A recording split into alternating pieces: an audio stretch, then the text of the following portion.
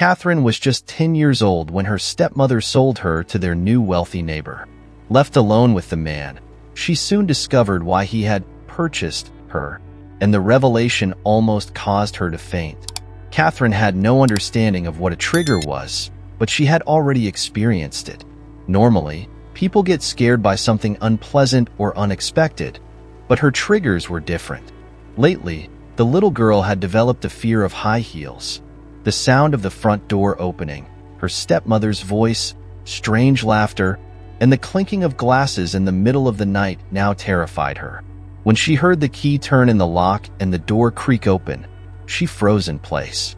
Her eyes fell on her old teddy bear with its recently torn ear, a memento that had almost been lost forever. Just days before, her stepmother Julie had decided to throw the bear away, declaring it was ugly and only suitable for babies. She had tried to snatch the bear from Catherine's hands, but for the first time in her life, Catherine resisted. She refused to let go, her tiny fingers gripping the toy with all her strength. "No, you're not taking him away," she screamed. Julie was enraged and yanked the bear so hard that its ear almost came off. "Don't you dare cry. You know how much that annoys me," she said coldly, tossing the bear into the trash. "My father gave me that bear," Catherine whimpered, but her stepmother cut her off. "Your father is gone, but I'm here now, so you do as I say," Julie replied, her voice laced with contempt. Julie gathered all of Catherine's toys into a bag and threw them away. But Catherine wasn't ready to let go of the memory of her late father, who had passed away only 6 months earlier. Desperate, the girl asked for permission to go for a walk and ran straight to the dumpster, hoping to find her beloved teddy bear. With tears in her eyes, she explained to the garbage collector that her teddy had been thrown out by mistake. The man, moved by her plea, helped her search through the trash until they finally found the bag, buried among potato peels and plastic bottles. Catherine secretly brought the bear back home and hid it out of sight, away from her stepmother's prying eyes. Pressing her finger to her lips, Catherine whispered to her bear, "Sit still, okay?" She carefully tucked the toy under her bed, just in time. As the door to her room swung open, Julie appeared in the doorway, her eyes scanning the room as if searching for something to scold Catherine about. Finding nothing amiss, she muttered, "Why are you sitting on the floor? Don't you know what chairs are for? You're so wild and stupid," she sneered, her voice dripping with disdain. "We have a guest coming tonight, so stay in your room. Do you understand?" Julie folded her arms across her chest and demanded an answer. Catherine nodded, frustration boiling inside her as she thought, "Why did I inherit something so annoying from my husband?" Julie sighed dramatically and added, "Raising someone else's child is a heroic act, so be grateful. If it weren't for the apartment, I would have kicked you out a long time ago." With that, she picked up a bag of gingerbread cookies, knowing full well that Catherine disliked them, and threw them on the floor, disrupting the girls' dinner. "Go get some water from the kitchen, and don't come out of your room tonight," she ordered. Catherine still didn't understand why her life had changed so drastically. Not so long ago, she had lived like a princess, with her father doting on her and fulfilling her every wish. He had bought her the most beautiful dresses, taken her to parties and cafes, and always made sure she had the best toys. Now, all of that seemed like a distant dream. Princess Catherine had never known her mother, but her father was everything to her. He played the role of both parents, her hero in every sense. Serving in the military, he earned a good living, but he always worried about leaving her behind with nannies when he went off on another combat mission. Perhaps that's why he decided to remarry. When he brought Julie home for the first time, Catherine was overjoyed. Julie was wonderful, so beautiful, always with a sweet smile. She would carry Catherine in her arms, read her storybooks, and let her play with her expensive cosmetics, perfumes, and even her high-heeled shoes, which always amused her father. But the warmth and kindness Julie showed were nothing more than a facade. Everything changed when Catherine's father was laid to rest. Julie's true nature came to light. She had only worn the mask of a loving stepmother out of fear of losing her husband. With him gone, the pretense vanished. Initially, Julie just complained about Catherine, but soon she began openly criticizing and belittling her. "You're so ugly," she'd sneer. "Your nose is too big, your ears stick out, and your legs are bow-legged." Although beauty wasn't something Catherine thought about much, these harsh words chipped away at her self-esteem. Her father used to call her beautiful, his little princess, but now all she ever heard was how ugly she was. After school, Catherine's stepmother forced her to scrub the floors, wash the dishes, and do the laundry. "I'm feeding you and buying you clothes, so you need to do something," Julie would say, never mentioning the pension she received that rightfully belonged to Catherine. At just 10 years old, Catherine wasn't very skilled at washing clothes or doing heavy household chores. No one had ever taught her how. But that didn't stop Julie from constantly raging at her, scolding her for every little mistake. One day, in a fit of anger, Julie snatched the wet rag Catherine was using to clean the kitchen floor and struck her with it. From that day on, the abuse only worsened. Each time Catherine hoped that the next day might be better, things instead took a turn for the worse. "Tomorrow will be better. That's what your father used to say," Catherine would whisper to herself. But the magic of those words didn't work on her stepmother. The situation grew more dire, especially as Julie began drinking heavily. At first, she just entertained friends, young, noisy company that would party until morning in the kitchen. It started with fine wine, but soon Julie moved on to stronger drinks. She relished the idle life and the false sense of freedom that alcohol gave her, spending almost all her money on booze and snacks to keep her friends entertained. Sometimes, when Catherine came home from school and heard music blaring through the door, she hesitated to turn the knob. She would wonder what horrors awaited her on the other side. Usually, it was the stench of cigarettes and alcohol, the voices of strangers, terrifying glances, and the crude compliments of people she didn't know. Once, she even found a strange man in her bed, and the sight left her trembling with fear and in tears. On another occasion, a drunken Julie beat her so badly that she couldn't get out of bed the next day. The reason? Catherine had left her room in the middle of the night to use the bathroom, but had accidentally walked in on Julie and a man in an intimate moment. That night, Catherine had to endure yet another intrusion from her stepmother's friends. The door to her bedroom couldn't be locked. Julie had removed the lock, declaring that Catherine had no right to privacy. Catherine realized she wouldn't be able to sleep, but eventually, she dozed off, even with the sounds of laughter, music, and breaking dishes in the background. She dreamed of her father, swinging her on a playground. But suddenly, she realized her father was gone, and Julie was there instead, pushing her higher and higher, with a sinister smile on her face. Catherine cried out in fear, begging her to stop, but a moment later, she lost her grip and fell to the ground, hitting her face painfully. Catherine woke up abruptly, the pain in her nose not fading with the dream. She realized she was lying on the floor, but she hadn't fallen on her own. Her stepmother had pushed her. "I told you to wake up. Are you deaf?" Julie screamed, glaring at her with bloodshot eyes. Catherine's nose and forehead throbbed with pain as she looked up at her drunken stepmother in fear. "I want to introduce you to my guests, and I need you to clean the kitchen." "I don't have time for it," Julie said, her voice laced with irritation. Catherine tried to hold back her tears of pain and resentment. Julie glared at her and snapped, "Did I ask you what you wanted?" Grabbing Catherine by the hair, she dragged her to the kitchen, where the girl was met with a scene of complete chaos. It looked as if Julie's guests had been fighting. There were pieces of broken dishes everywhere, leftover food scattered across the floor, chairs overturned, and other items strewn about. Julie didn't even have time to introduce Catherine to the guests or clean up before the doorbell rang. Frowning, she glanced at her friends and asked, "Are we expecting anyone else?" They shook their heads, and one of the drunken men slurred, "Maybe the neighbors are angry again." Julie pursed her lips and, annoyed, headed for the door. But as soon as she opened it, the words of anger caught in her throat. Standing before her was an incredibly handsome man, someone she had never seen in the area before. He was young, with striking features, dark hair streaked with gray at the temples, and his appearance spoke of wealth and refinement.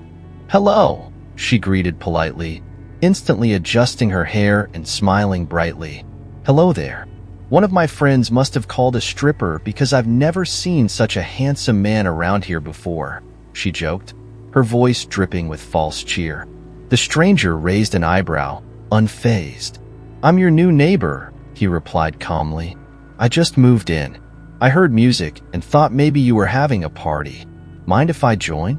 I haven't made any friends here yet." "Of course, come on in," Yuli exclaimed, stepping aside to let him enter. She recalled seeing a fancy car parked near the building earlier, but she had only caught a glimpse of the owner from behind.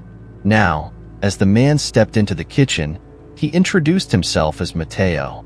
He didn't speak much, but everyone seemed captivated by his presence. The young man's gaze drifted to the little girl cleaning the kitchen. "Where are her parents?" he asked unexpectedly, his voice laced with curiosity. Julia waved dismissively. "Her father passed away recently, and her mother died during childbirth," she explained, barely glancing at Catherine. Matteo seemed uninterested in the tragic backstory. "I keep her out of kindness. I couldn't just send her to an orphanage, but at least I can teach her to work hard. She's a foolish girl, and her fate is probably to end up sweeping streets. So, it's good for her to learn early," Julia said. Her speech slurred from the alcohol, though she still tried to appear attractive. "You know," Matteo began, "I also need someone to clean my apartment. The place is a mess after the last tenants. I could buy her from you. She could live with me and work as a housekeeper." A greedy spark lit up in Julia's eyes. She had never considered the idea of selling the girl before, but now it seemed like a golden opportunity. She eyed the guest, noting his expensive suit and luxury watch. However, a question lingered in her mind. Why would such a wealthy man need a dirty little girl like Catherine? But she quickly decided it wasn't her problem. "How much are you willing to pay?" she asked, her voice laced with a mix of intrigue and greed. Matteo shrugged casually. "Name your price." Julia glanced at Catherine, who was pale and silent, seemingly frozen in place. She despised the girl, and the idea of getting rid of her felt like something out of a fairy tale. And now, here was her chance. Not only to be rid of her stepdaughter, but also to make some money out of it. "That fancy black car outside, is it yours?" she asked, half jokingly. Matteo silently reached into his pocket, pulled something out, and tossed it to Julia. She caught the car keys, her eyes widening in disbelief. "The girl isn't worth that much," she muttered, staring at the keys in her hand. "I'll decide if she's worth it or not," Matteo replied coolly. He walked over to Catherine and nodded for her to get ready. "Come on, pack your things." Catherine's legs felt like they were made of lead. She moved slowly, unable to comprehend what this stranger wanted with her. Matteo followed her into her room, watching as she shakily folded her clothes. His eyes fell on the photographs on the table, and he picked up one showing Catherine with her father. He studied the photo for a moment before handing it back to her. Catherine tucked it carefully into her bag. Then his gaze settled on a teddy bear half hidden under the bed. Catherine had probably stashed it there, trying to keep it safe from her stepmother's wrath. "Catherine," she thought, "he found my bear. He'll probably make me throw it away too." But instead, the neighbor knelt down, brushed the dust off the bear, and handed it to her. "I can fix its ear," he said softly. Catherine's heart skipped a beat. She clutched the teddy bear tightly and followed Matteo out of the room. The party in the kitchen was still in full swing. As they passed by, Catherine worried about what kind of life awaited her with this stranger. Would he treat her like her stepmother did? Would she have to sleep on the floor? Do all the chores? But when they arrived at Matteo's apartment, he surprised her by showing her a comfortable room. "You can stay here for now, but once I get everything sorted out, we'll move to a better place," he promised. Catherine wanted to respond, but shyness kept her silent. Matteo noticed her hesitation and frowned slightly. "Are you hungry? What do you like to eat?" he asked gently. Catherine blinked, looking at him in surprise. She shrugged nervously, unsure of how to answer. "Let's see what we have," Matteo said, guiding her to the kitchen and opening the refrigerator. He offered her a variety of options, letting her choose what she wanted. After her father's death, Catherine had grown used to the idea that she had to work hard just to eat. Sometimes she would sneak leftovers from her stepmother's parties, chips, pastries, a bit of salad. But if Julia caught her, she would punish her severely.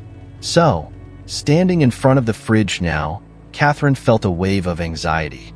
Matteo noticed her discomfort and said with a warm smile, "You know, I'm hungry too. How about we make some sandwiches?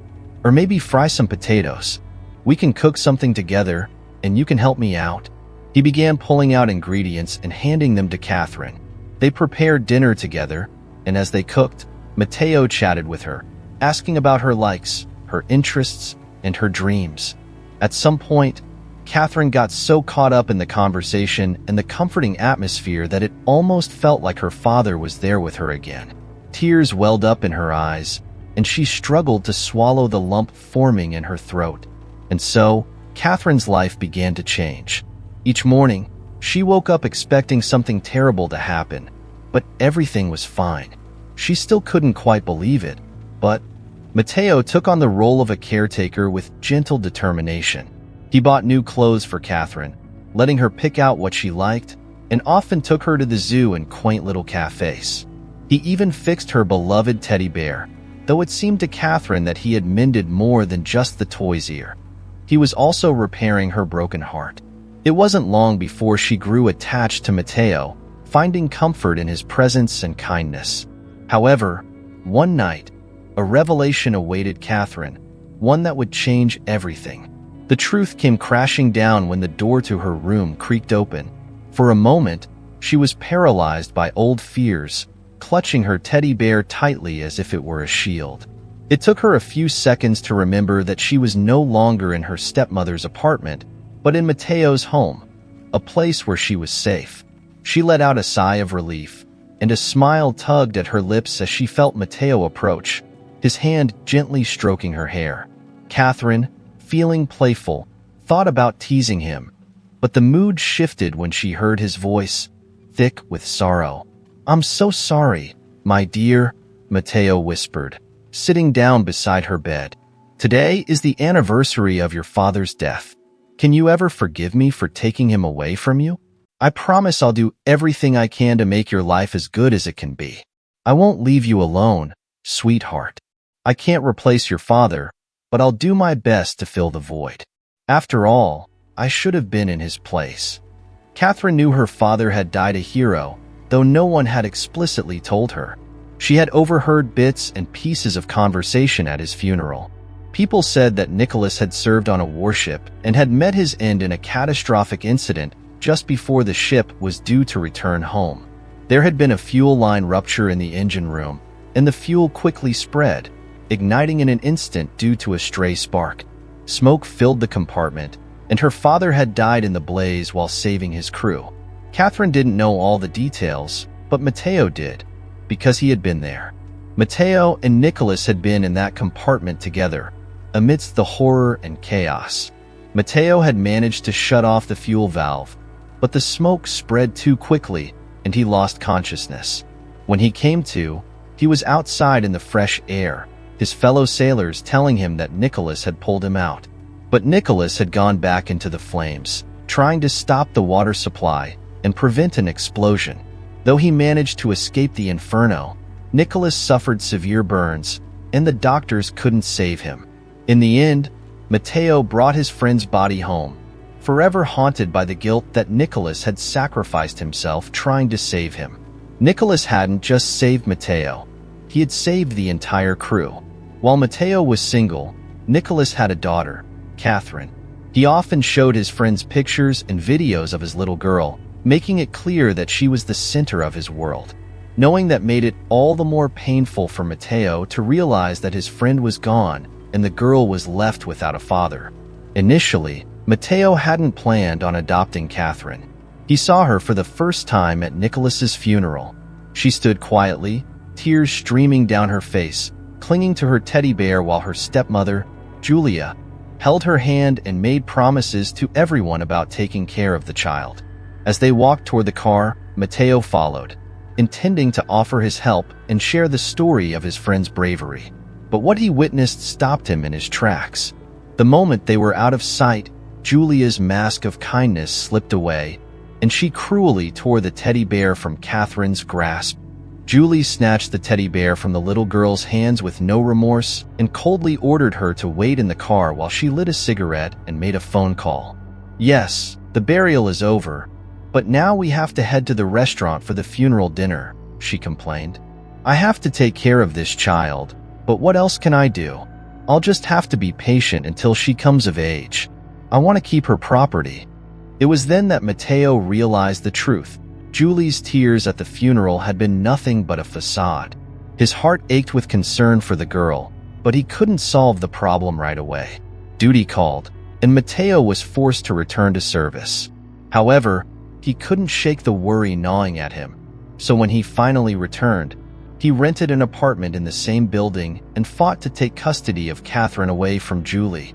He confronted her when she was sober, threatening to sue her for child abuse unless she relinquished her guardianship. Now, Matteo was doing everything in his power to prove to the authorities that he could be a good father. He tried to be strong for Catherine's sake, putting on a brave face even as the weight of the responsibility bore down on him. Yet, as the date on the calendar drew nearer, he couldn't ignore the memories that came flooding back, the tragic day that had changed everything. That was why he found himself sitting beside Catherine's bed, quietly asking for forgiveness. As Matteo spoke, his voice tinged with sorrow, he didn't realize that Catherine, who had been asleep, was now awake, listening intently. She heard every word, feeling the weight of his guilt and pain as he looked into her eyes. He couldn't bring himself to confess that he hadn't been able to save her father. Though a brave soldier, Matteo couldn't bear to reveal the full truth to the young girl. When Catherine suddenly turned toward him, he flinched, seeing her face streaked with tears. Without a word, she wrapped her arms around him, silently showing her trust. She didn't need to say anything. Her tears spoke volumes as she clung to him. Matteo, unable to hold back his own tears, embraced her tightly, promising that he would do anything to make her happy. Little did he realize that he had already fulfilled that promise. For the first time since her father's death, Catherine felt truly loved, and in that moment, she was already happy.